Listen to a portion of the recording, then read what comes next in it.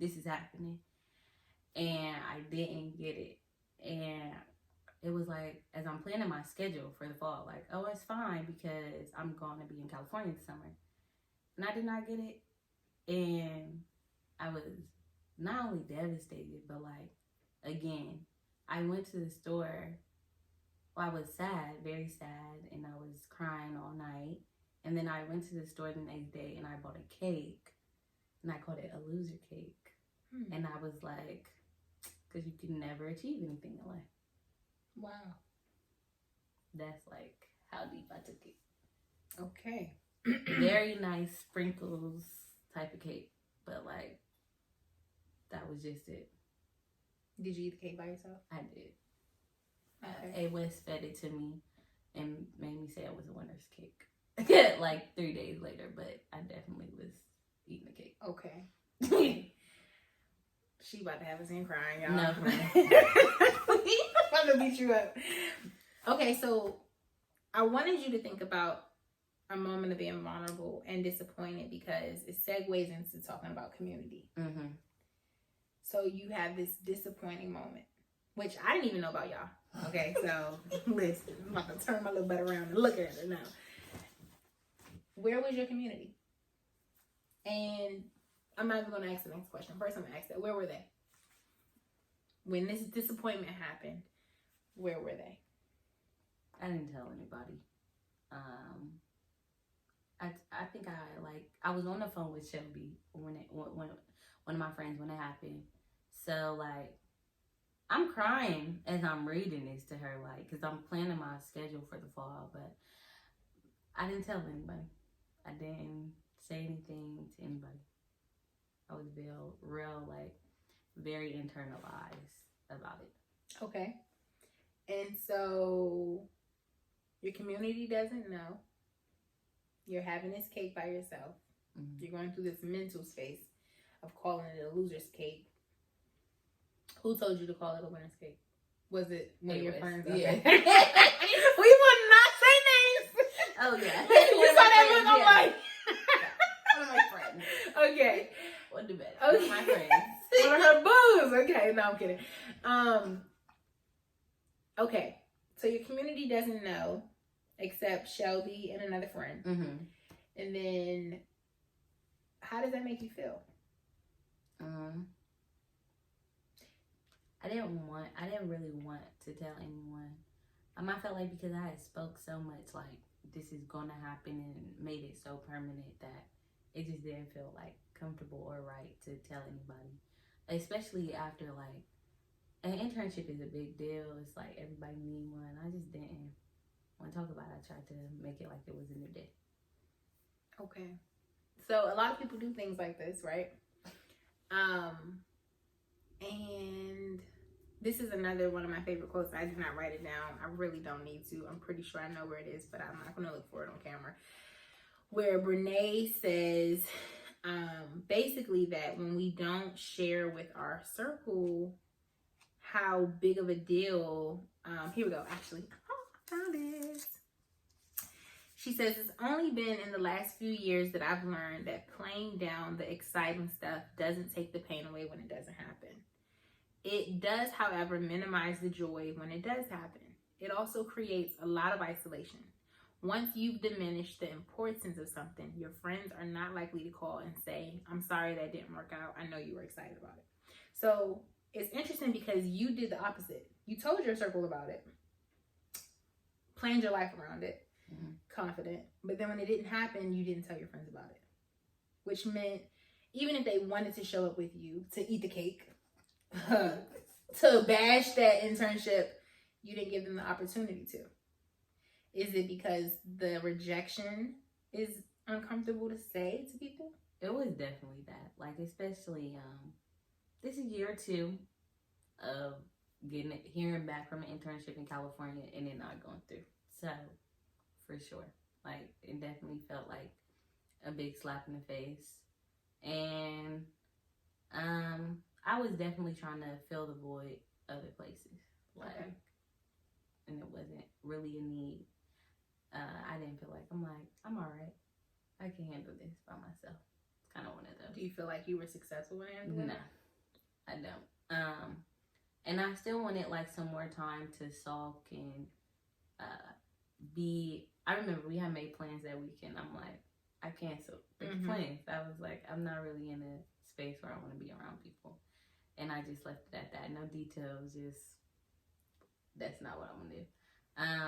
And even when I wanted to sulk, it was time to like get back up because people were like, I want hair products. So as much as I wanted to be like another day of like in my fields, I definitely wasn't. Okay. And you know, I'm just gonna say this not to like make a lesson out of it, but I think as your friend and as your sister, I think we all do that. We all want to just take our wins publicly, take our losses private, right? For sure. But how much better would your sulking have been if people who cared about you knew?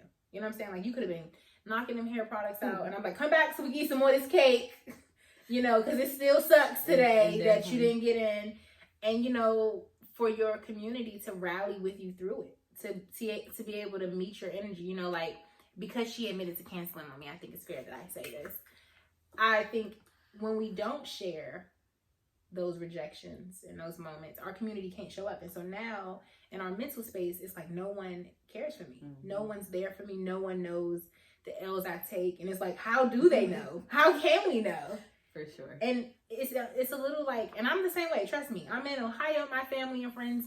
I mean, I have family and friends here, but like my circle that I grew up with is back at home. And it's really easy for me to be in here in Columbus taking L's after L after L.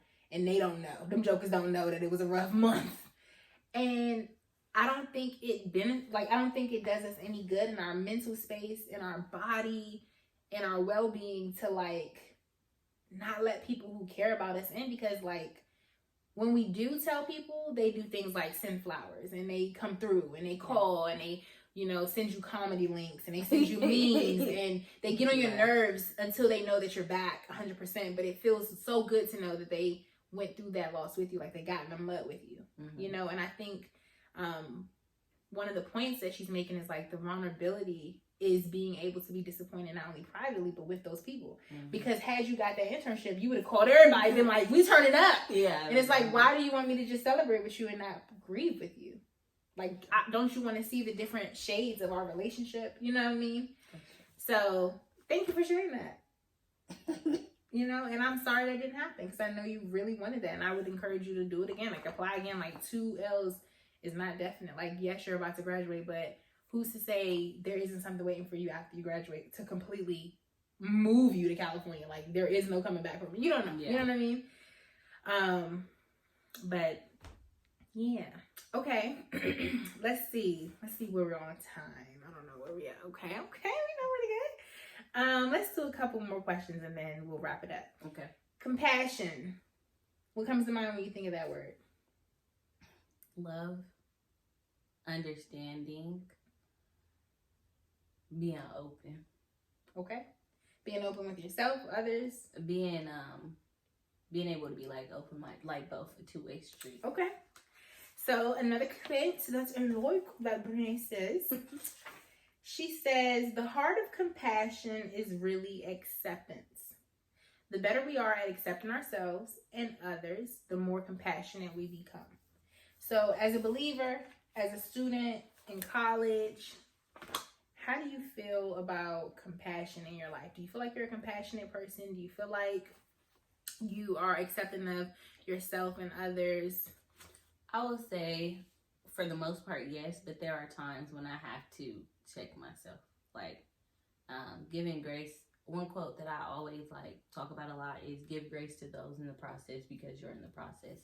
So I think as someone very early in like accepting who I am, like I had to go through the transition when I came home, like around the time we first met, came home from college, and had to take that semester and really like look in the mirror. It was easier. Well, that wasn't easy at all. To sit there and be like face to face.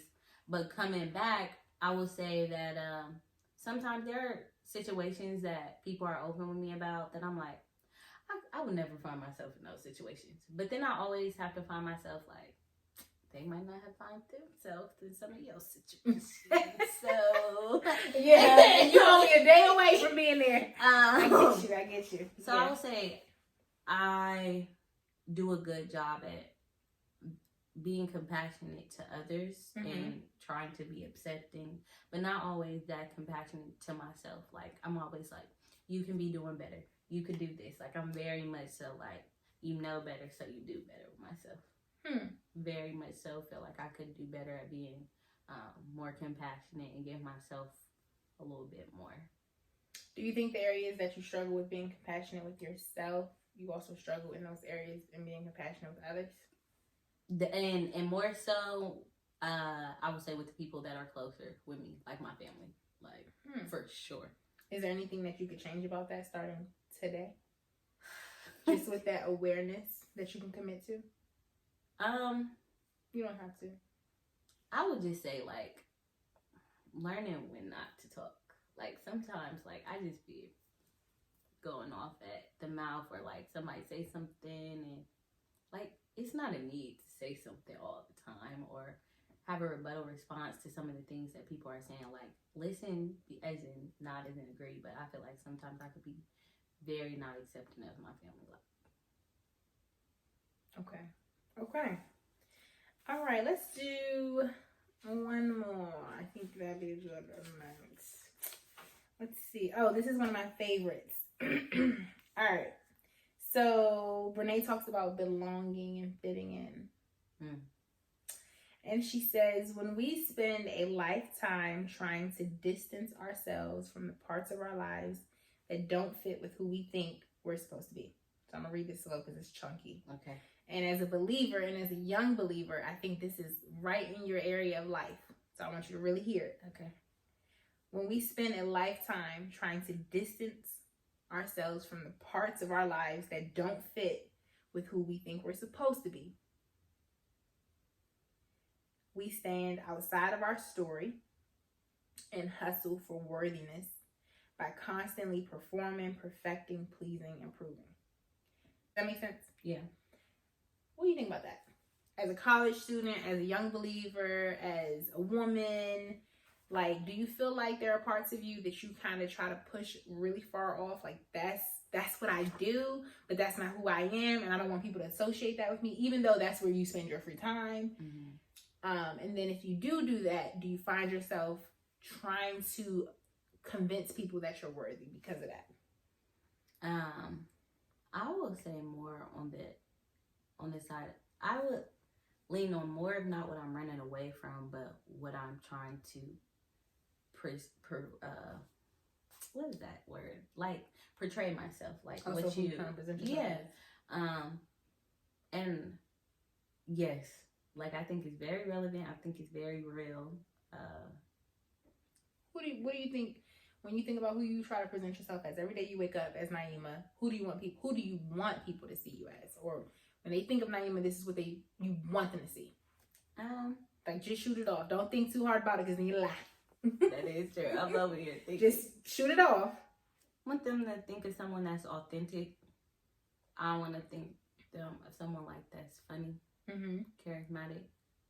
I feel like I portray those things, but I also feel that I'm a lot like more goofy as it seems. I am. Can we touch this part of the it's like I would say I definitely feel like there has been times and seasons in my life that I'm hustling for people to like just see me, or like see that I'm here, because sometimes I feel like it could be very like invisible. And I have a loud mouth, and I'm loud. So like, I don't like feeling invisible in spaces. But I definitely, I agree with the quote. But I think it's a chunky one. Yeah, it's kind of hard.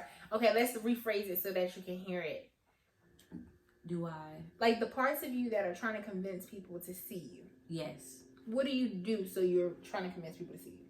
I feel like I'm extra with my achievements. Like, I'm very boastful when there are things that are going good in my life. So most of the time, if anything is good going on. You see it on my story, on my social media, and it's loud, it's there, and I feel like, and not even, it is who I am. I do achieve well. I do just do those things. Yep.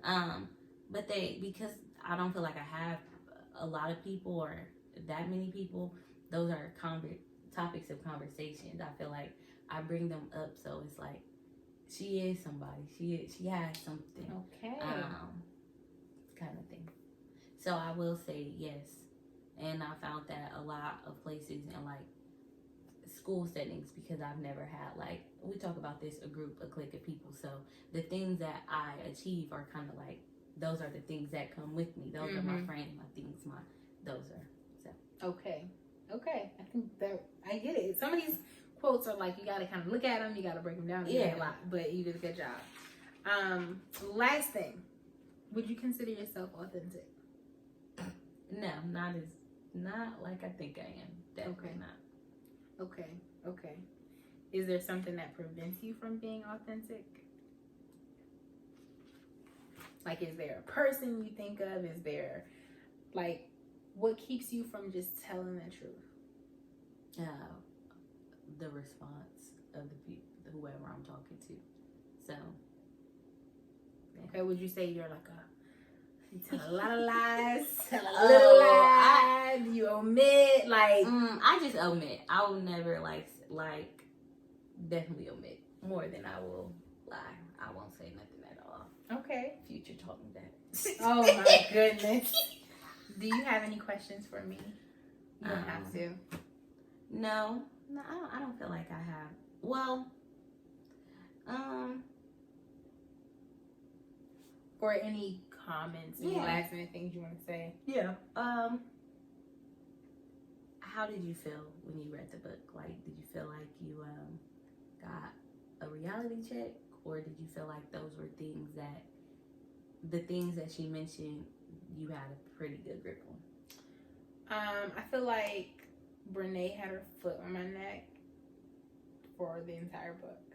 I think, like you said, I think we perceive ourselves a certain way, and then when you read about it in like fine print, you're like, oh, I do that. Oh, okay, I don't tell the truth. I hustle for my worth. I don't own my story. I do feel like you, it's like someone putting word to things that you didn't know, putting a name on what you were doing, and you didn't realize that's what you were doing until you read about it. So I feel like every chapter hit me in a different way.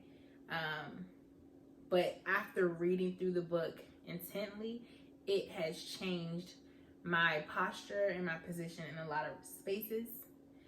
And you can't unsee it. Yeah. You know what I mean? Like, you can't unlearn it. You can't unprocess the thought, you know. And so it changes you. It changes you so much, and it's like hard to go back. I guess that's the best way I can put it. And so even with you being my first interview, which I really appreciate, it moves me, because I'm like, yo, we all really struggle with this, and we're not talking about it enough in our close relationships, and even in our professional spaces, our casual relationships. Like, I mean, because you shared it, I'm just like, you know, I don't feel, the old me would feel bad for missing that weekend. The old me would instantly feel like I have to problem solve. Like, I get that. But the new me, and I ain't that new, but like the new me with some understanding feels like, okay, this is my sister, this is my friend, and I need to make sure I let her see my loss, my L's that I take, so that she knows she can let me in on her L's. Because sometimes it's not even that we don't want our friends to see our L's, it's that none of them are sharing them. So it's hard for us to be the first to do it. But if I was to be like, oh, Naima, like, let me tell you about how I got written up today, and let me tell you about how I got rejected today, it becomes the norm in our space that when your L's happen, it don't feel like I'm sharing it with somebody who's always winning. Or we've never been in my L cave, so don't invite me. Like, you see what I'm saying? It makes the norm. And so you just it changes you. The book is so good. And all the books that I plan on doing in this series, I think will be really helpful. But it's nice to talk about it because, you know, I'm sharing with you all my perspective, but to, like, do it with people you know, you kind of like, oh, okay. Oh, okay. Like, you know, just you just learn so much. And I'm just like, okay. You know, in a good way. Yeah. And these are questions that we should ask people, not just because we're doing this video, but because we care. Like, do you struggle with telling the truth? Like, that's a question we ask anybody we're about to date. Why don't we ask our friends that? Yeah. That should be like a requirement. Like, are you a liar? Good, you are. Because if you are, I need to know. Because I'm a liar too. You know, like, let me figure out. Yeah. So, and also knowing that someone is a liar isn't for it to be a weapon, but for you to be equipped. Like, okay, you lie, so that means I may have to pry more. Or I may have to, like, teach our space to be a space of direct questions. Whereas you have that one friend that's like, they're so blunt that it's like, I didn't even know all that. But you know that you don't ever have to guess what's going on with them. Yeah. You know what I mean? So, yes, I just want to say thank you in front of everyone. And thank you for watching. Again, her information will be below if you are interested in purchasing products. Even if you're not interested in purchasing products because you don't have no hair. No. You can grow your hair. But follow her Instagram page too. Let's support small Black businesses. I believe that she is going to be on the come up. She also has some special things in the works with the hair chef. So I don't think you want to miss it. And the best way to not miss it is to be following her. Is there anything you want to say? No. Thank you for inviting me No here problem. in the space. All right. Bye. Bye.